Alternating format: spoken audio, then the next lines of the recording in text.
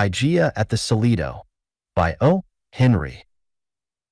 If you are knowing in the Chronicles of the Ring, you will recall to mind an event in the early 90s when, for a minute and sundry odd seconds, a champion and a would-be faced each other on the alien side of an international river. So brief a conflict had rarely imposed upon the fair promise of true sport. The reporters made what they could of it, but, divested of padding, the action was sadly fugacious.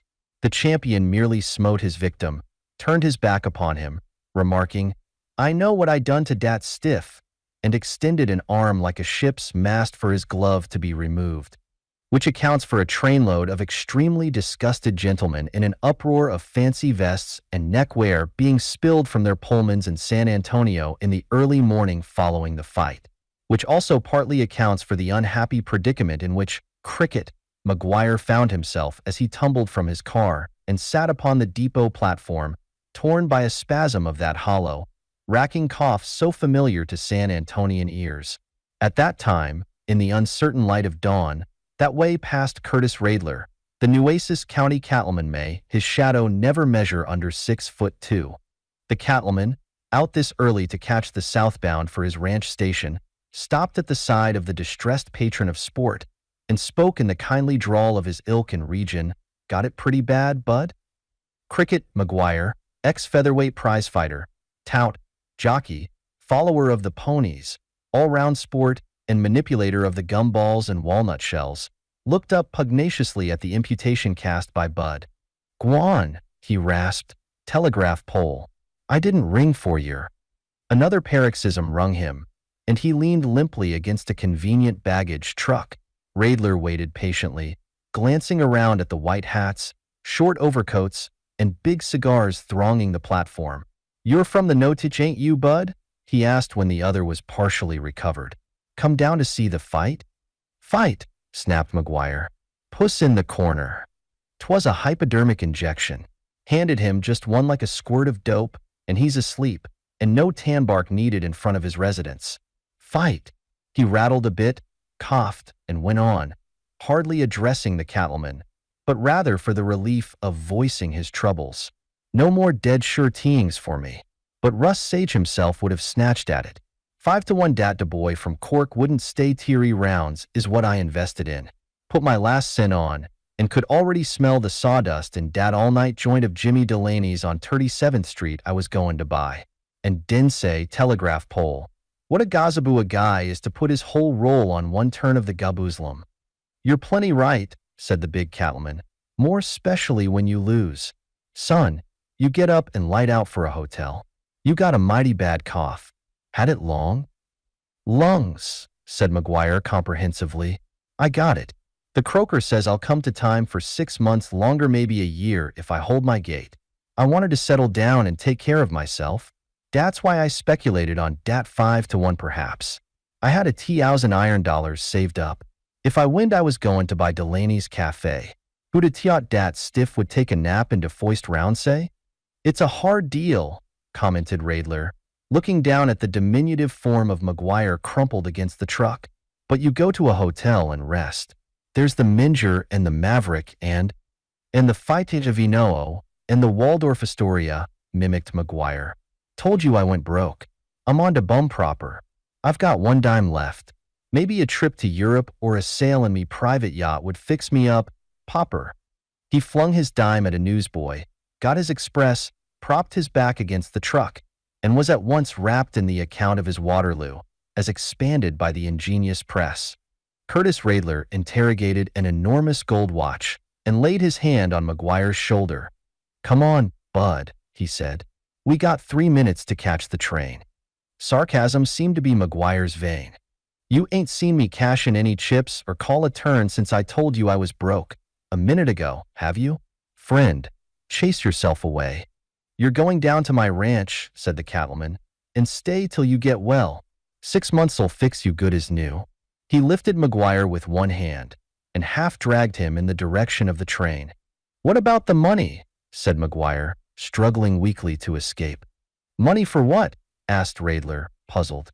They eyed each other, not understanding, for they touched only as at the gear of beveled cog, wheels at right angles, and moving upon different axes.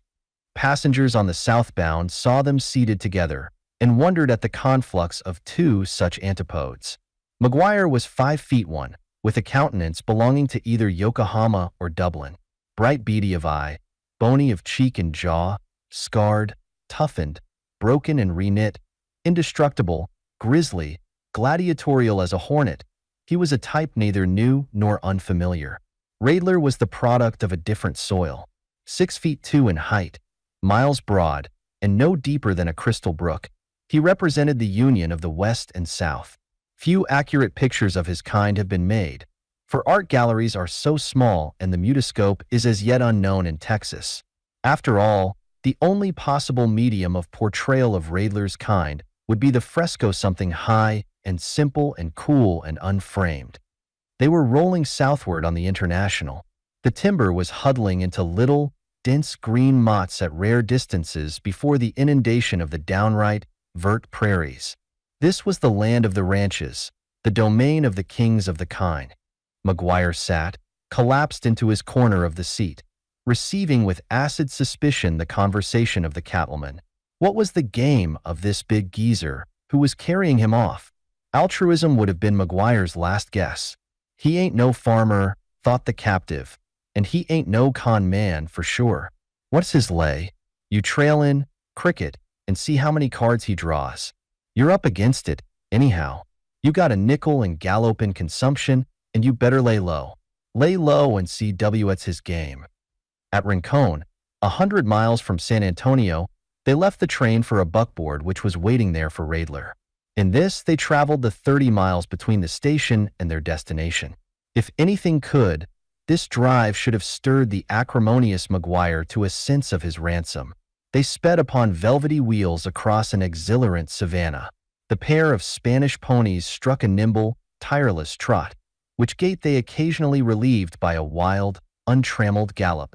The air was wine and seltzer, perfumed, as they absorbed it, with the delicate redolence of prairie flowers. The road perished, and the buckboard swam the uncharted billows of the grass itself, steered by the practiced hand of Raidler, to whom each tiny distant mott of trees was a signboard, each convolution of the low hills a voucher of course and distance. But McGuire reclined upon his spine, seeing nothing but a desert and receiving the cattleman's advances with sullen distrust. What is he up to? Was the burden of his thoughts. Kind of a gold brick has the big guy got to sell? McGuire was only applying the measure of the streets. He had walked to a range bounded by the horizon and the fourth dimension. A week before, while riding the prairies, Raidler had come upon a sick and weakling calf deserted and bawling. Without dismounting, he had reached and slung the distressed bossy across his saddle and dropped it at the ranch for the boys to attend to. It was impossible for McGuire to know or comprehend that, in the eyes of the cattleman, his case and that of the calf were identical in interest and demand upon his assistance. A creature was ill and helpless. He had the power to render aid. These were the only postulates required for the cattleman to act. They formed his system of logic and the most of his creed. McGuire was the 7th invalid whom Raidler had picked up thus casually in San Antonio, where so many thousand go for the ozone that is said to linger about its contracted streets. 5 of them had been guests of Solito Ranch until they had been able to leave, cured or better, and exhausting the vocabulary of tearful gratitude. One came too late, but rested very comfortably, at last, under a ratama tree in the garden. So, then, it was no surprise to the ranch hold when the buckboard spun to the door, and Raidler took up his debile protege, like a handful of rags, and set him down upon the gallery. McGuire looked upon things strange to him. The ranch house was the best in the country. It was built of brick hauled 100 miles by wagon, but it was of but one story, and its 4 rooms were completely encircled by a mud floor gallery. The miscellaneous setting of horses, dogs, saddles, wagons, guns, and cowpunchers' paraphernalia oppressed the metropolitan eyes of the wrecked sportsman. "Well, here we are at home," said Raidler, cheeringly. "It's a HL of a looking place," said McGuire promptly, as he rolled upon the gallery floor in a fit of coughing. "We'll try to make it comfortable for you, buddy," said the cattleman gently. It ain't fine inside, but it's the outdoors anyway. That'll do you the most good. This'll be your room in here. Anything we got, you ask for it. He led McGuire into the east room. The floor was bare and clean. White curtains waved in the Gulf breeze through the open windows. A big willow rocker, 2 straight chairs, a long table covered with newspapers, pipes, tobacco, spurs, and cartridges stood in the center. Some well-mounted heads of deer and one of an enormous black javeli projected from the walls. A wide, cool cot-bed stood in a corner. Nueces County people regarded this guest chamber as fit for a prince. McGuire showed his eye teeth at it. He took out his nickel and spun it up to the ceiling. "Thought I was lying about the money, did ye? Well, you can frisk me if you wanter. Dat's the last simoleon in the treasury. Who's going to pay?" The cattleman's clear gray eyes looked steadily from under his grisly brows into the huckleberry optics of his guest.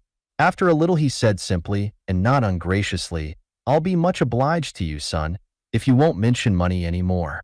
Once was quite a plenty. Folks I ask to my ranch don't have to pay anything, and they very scarcely ever offers it.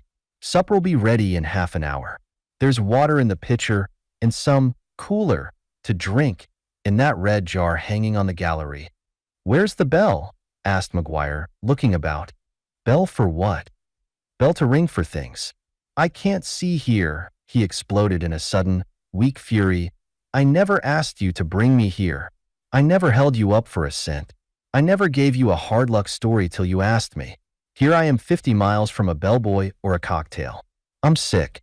I can't hustle. Gee, but I'm up against it." McGuire fell upon the cot and sobbed shiveringly. Raidler went to the door and called. A slender, bright-complexioned Mexican youth, about 20, came quickly. Raidler spoke to him in Spanish. "Hilario, it is in my mind that I promised you the position of vaquero on the San Carlos Range at the fall rodeo. Sí, señor, such was your goodness. Listen, this señorito is my friend. He is very sick. Place yourself at his side. Attend to his wants at all times. Have much patience and care with him. And when he is well, when he is well, instead of vaquero, I will make you mayordomo of the Rancho de las Piedras." ¿Está bueno? Sí, sí, mil gracias, señor.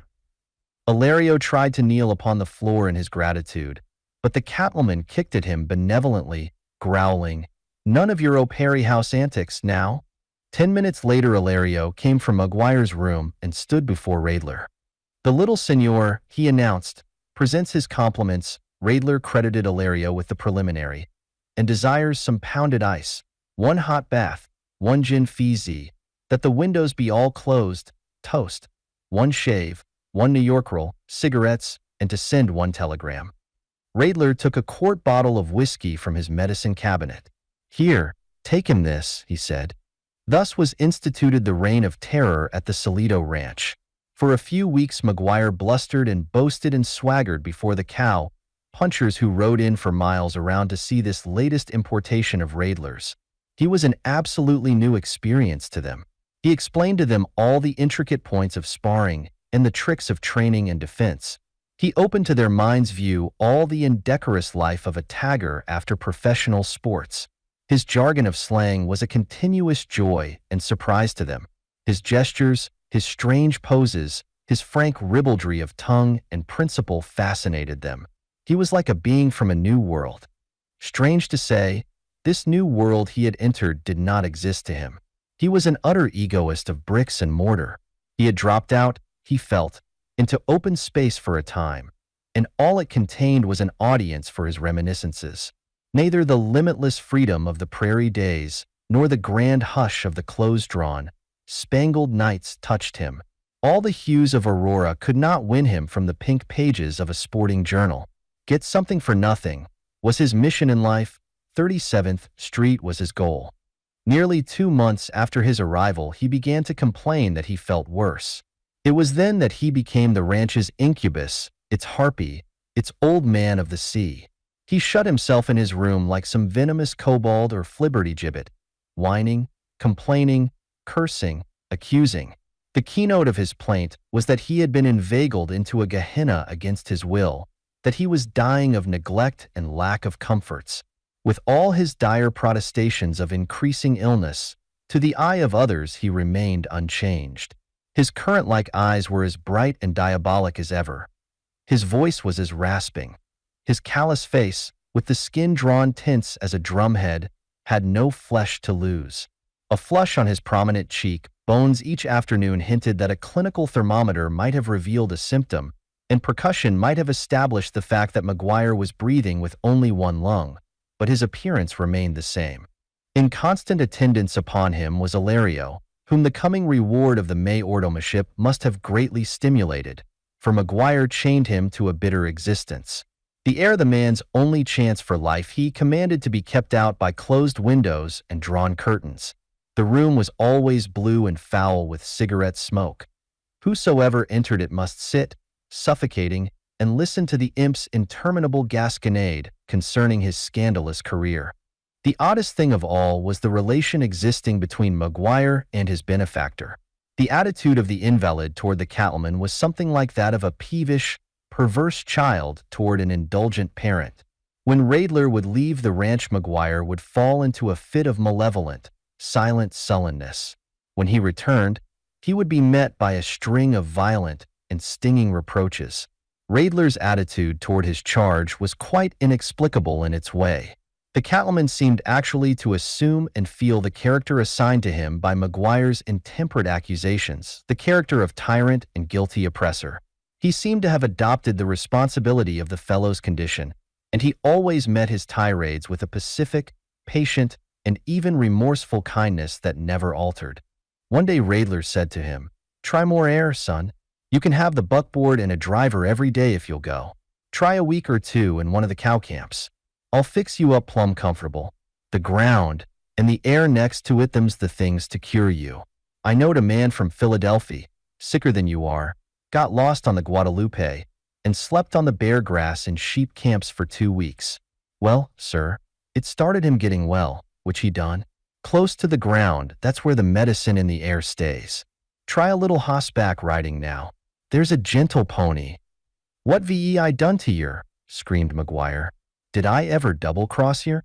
Did I ask you to bring me here? Drive me out to your camps if you want her. Or stick a knife in me and save trouble. Ride. I can't lift my feet. I couldn't sidestep a jab from a 5-year-old kid. That's what your DD ranch has done for me. There's nothing to eat, nothing to see, and nobody to talk to but a lot of Rubens who don't know a punching bag from a lobster salad. It's a lonesome place for certain," apologized Raidler abashedly. "We got plenty, but it's rough enough. Anything you think of you want, the boys'll ride up and fetch it down for you." It was Chad Murchison, a cowpuncher from the Circle Bar outfit, who first suggested that McGuire's illness was fraudulent. Chad had brought a basket of grapes for him 30 miles, and 4 out of his way, tied to his saddle horn. After remaining in the smoke-tainted room for a while, he emerged and bluntly confided his suspicions to Raidler. "His arm," said Chad, "is harder in a diamond. He introduced me to what he called a shorper plexus punch, and 'twas like being kicked twice by a Mustang. He's playing it low down on you, Kurt. He ain't no sicker'n I am. I hate to say it, but the runt's working you for range and shelter." The cattleman's ingenuous mind refused to entertain Chad's view of the case, and when, later, he came to apply the test, doubt entered not into his motives. One day, about noon, 2 men drove up to the ranch, alighted, hitched, and came in to dinner, standing and general invitations being the custom of the country. One of them was a great San Antonio doctor, whose costly services had been engaged by a wealthy cowman who had been laid low by an accidental bullet. He was now being driven back to the station to take the train back to town. After dinner, Raidler took him aside, pushed a $20 bill against his hand, and said, "Doc, there's a young chap in that room I guess has got a bad case of consumption. I'd like for you to look him over and see just how bad he is, and if we can do anything for him." "How much was that dinner I just ate, Mr. Raidler?" said the doctor bluffly, looking over his spectacles. Raidler returned the money to his pocket. The doctor immediately entered McGuire's room, and the cattleman seated himself upon a heap of saddles on the gallery, ready to reproach himself in the event the verdict should be unfavorable. In 10 minutes the doctor came briskly out. Your man, he said promptly, is as sound as a new dollar. His lungs are better than mine. Respiration, temperature, and pulse normal. Chest expansion 4 inches. Not a sign of weakness anywhere. Of course I didn't examine for the bacillus, but it isn't there. You can put my name to the diagnosis. Even cigarettes and a vilely close room haven't hurt him. Coughs, does he? Well, you tell him it isn't necessary. You asked if there is anything we could do for him. Well, I advise you to set him digging post holes or breaking mustangs. There's our team ready. Good day, sir. And like a puff of wholesome, blustery wind, the doctor was off. Raidler reached out and plucked a leaf from a mesquite bush by the railing and began chewing it thoughtfully. The branding season was at hand, and the next morning Ross Hargis, foreman of the outfit, was mustering his force of some 25 men at the ranch, ready to start for the San Carlos range, where the work was to begin. By 6 o'clock the horses were all saddled, the grub wagon ready, and the cowpunchers were swinging themselves upon their mounts when Raidler bade them wait. A boy was bringing up an extra pony, bridled and saddled, to the gate. Raidler walked to McGuire's room and threw open the door. McGuire was lying on his cot, not yet dressed, smoking. "Get up," said the cattleman, and his voice was clear and brassy, like a bugle. "How's that?" asked McGuire, a little startled. "Get up and dress. I can stand a rattlesnake, but I hate a liar. Do I have to tell you again?" He caught McGuire by the neck and stood him on the floor. "Say, friend," cried McGuire wildly, "are you Bughouse? I'm sick. See? I'll croak if I got to hustle. What VE I done to yer?" He began his chronic whine. "I never asked yer to." "Put on your clothes," called Raidler in a rising tone. Swearing, stumbling, shivering, keeping his amazed, shining eyes upon the now menacing form of the aroused cattleman, McGuire managed to tumble into his clothes. Then Raidler took him by the collar and shoved him out and across the yard to the extra pony hitched at the gate. The cowpunchers lolled in their saddles, open-mouthed. "Take this man," said Raidler to Ross Hargis, "and put him to work. Make him work hard, sleep hard, and eat hard. You boys know I done what I could for him, and he was welcome. Yesterday the best doctor in San Antone examined him and says he's got the lungs of a burro and the constitution of a steer. You know what to do with him, Ross." Ross Hargis only smiled grimly. "Ah," said McGuire, looking intently at Raidler, with a peculiar expression upon his face. "The croaker said I was all right, did he? Said I was fakin', did he? You put him on to me. You thought I wasn't sick. You said I was a liar. Say, friend, I talked rough, I know, but I didn't mean most of it. If you felt like I did, I forgot I ain't sick," the croaker says. "Well, friend, now I'll go work for yer. Here's where you play even." He sprang into the saddle easily as a bird, got the quirt from the horn, and gave his pony a slash with it. Cricket, who once brought in Good Boy by a neck at Hawthorne and a 10-to-1 shot, had his foot in the stirrups again. McGuire led the cavalcade as they dashed away for San Carlos, and the cowpunchers gave a yell of applause as they closed in behind his dust. But in less than a mile he had lagged to the rear, and was last man when they struck the patch of high chaparral below the horse pens. Behind a clump of this he drew rein, and held a handkerchief to his mouth. He took it away drenched with bright, arterial blood, and threw it carefully into a clump of prickly pear. Then he slashed with his quirt again, gasped "Guan" to his astonished pony, and galloped after the gang. That night Raidler received a message from his old home in Alabama. There had been a death in the family. An estate was to divide, and they called for him to come.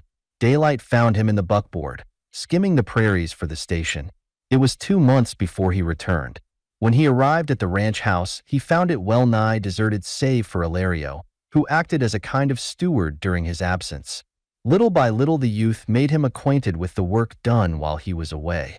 The branding camp, he was informed, was still doing business. On account of many severe storms the cattle had been badly scattered, and the branding had been accomplished but slowly. The camp was now in the valley of the Guadalupe, 20 miles away. "By the way," said Raidler, suddenly remembering, "that fellow I sent along with them at McGuire, is he working yet?" "I do not know," said Ilario. "Man's from the camp, come very few times to the ranch. So plenty work with the little calves. They no say, "Oh, I think that fellow McGuire he dead much time ago." "Dead," said Raidler. "What you talking about?" "Very sick fellow McGuire," replied Ilario, with a shrug of his shoulder. "I think he no live one, 2 month when he go away." "Shucks," said Raidler. "He humbugged you too, did he?" The doctor examined him and said he was sound as a mesquite knot. "That doctor," said Ilario, smiling, "he tell you so? That doctor no see McGuire." "Talk up," ordered Raidler. "What the devil do you mean?" "McGuire," continued the boy tranquilly, "he getting drink water outside when that doctor come in room. That doctor take me and pound me all over here with his fingers, putting his hand to his chest, I not know for what. He put his ear here and here and here and listen. I not know for what. He put little glass stick in my mouth. He feel my arm here. He make me count like whisper so 20, 30, 40. Who knows," concluded Ilario, with a deprecating spread of his hands, "for what that doctor do those very droll and such like things." "What horses are up?" asked Raidler shortly. "Paisano is grazing out behind the little corral, senor." "Saddle him for me at once." Within a very few minutes the cattleman was mounted and away. Paisano, well named after that ungainly but swift-running bird, struck into his long lope that ate up the ground like a strip of macaroni. In 2 hours and a quarter Raidler, from a gentle swell, saw the branding camp by a water-hole in the Guadalupe. Sick with expectancy of the news he feared, he rode up, dismounted, and dropped Paisano's reins. So gentle was his heart that at that moment he would have pleaded guilty to the murder of McGuire. The only being in the camp was the cook, who was just arranging the hunks of barbecued beef and distributing the tin coffee cups for supper. Raidler evaded a direct question concerning the one subject in his mind. "Everything all right in camp, Pete?" he managed to inquire. So, said Pete, conservatively. "Grub give out twice. Wind scattered the cattle, and we've had to rake the brush for 40 mile. I need a new coffee pot, and the mosquitoes is some more hellish than common." "The boys all well?" Pete was no optimist. Besides, inquiries concerning the health of cow punchers were not only superfluous, but bordered on flaccidity. It was not like the boss to make them. "What's left of him don't miss no calls to grub," the cook conceded. "What's left of him?" repeated Raidler in a husky voice. Mechanically, he began to look around for McGuire's grave. He had in his mind a white slab, such as he had seen in the Alabama churchyard, but immediately he knew that was foolish. "Sure," said Pete. "What's left? Cow camps change in 2 months. Some's gone." Raidler nerved himself. "That chap I sent along McGuire, did he?" "Say," interrupted Pete, rising with a chunk of corn bread in each hand. "That was a dirty shame, sending that poor, sick kid to a cow camp. A doctor that couldn't tell he was graveyard meat ought to be skinned with a cinch buckle. Game as he was, too, it's a scandal among snakes. Lemme tell you what he done. First night in camp the boys started to initiate him in the leather breeches degree. Ross Hargis busted him one swipe with his chaparreras, and what do you reckon the poor child did? Got up, the little skeeter, and licked Ross. Licked Ross Hargis. Licked him good. Hit him plenty and everywhere and hard. Ross just get up and pick out a fresh place to lay down on again. Then that McGuire goes off there and lays down with his head in the grass and bleeds. A hemorrhage, they calls it. He lays there 18 hours by the watch, and they can't budge him. Then Ross Hargis, who loves any man who can lick him, goes to work and damns the doctors from Greenland to Poland Chiney, and him and Green Branch Johnson they gets McGuire into a tent and spells each other feed in him chopped raw meat and whiskey. But it looks like the kid ain't got no appetite to get well, for they misses him from the tent in the night and finds him rootin' in the grass, and likewise a drizzle Fallon. "Gwan," he says, "lemme go and die like I want her. He said I was a liar and a fake and I was playin' sick. Lemme alone." 2 weeks went on the cook. He laid around, not noticin' nobody, and then a sudden thunder filled the air, and a score of galloping centaurs crashed through the brush into camp. "Illustrious rattlesnakes!" exclaimed Pete, springing all ways at once. "Here's the boys come. and I'm an assassinated man if supper ain't ready in 3 minutes. But Raidler saw only one thing. A little, brown-faced, grinning chap springing from his saddle in the full light of the fire.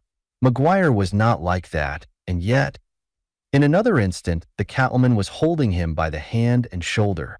Son, how goes it?" was all he found to say. "Close to the ground, says you," shouted McGuire, crunching Raidler's fingers in a grip of steel. "And that's where I found it health and strength, and tumbled to what a cheap skate I been actin'. Tanks fair kickin' me out, old man. And say, the joke's on dat croaker, ain't it? I look tear off the window and see him playin' tag on dat dago kid's solar plexus." "You son of a tinker," growled the cattleman. Don't you talk up and say the doctor never examined you?" "Aji Wan," said McGuire, with a flash of his old asperity, "nobody can't bluff me. You never AST me. You made your spiel, and you T-road me out, and I let it go at dat. And say, friend, dis chasin' cows is outer sight. Dis is de widest bunch of sports I ever traveled with. You'll let me stay, won't yer, old man?" Raidler looked wonderingly toward Ross Hargis. "That cussed little runt," remarked Ross tenderly, "is the Joe Dardanest hustler and the hardest hitter in anybody's cow camp.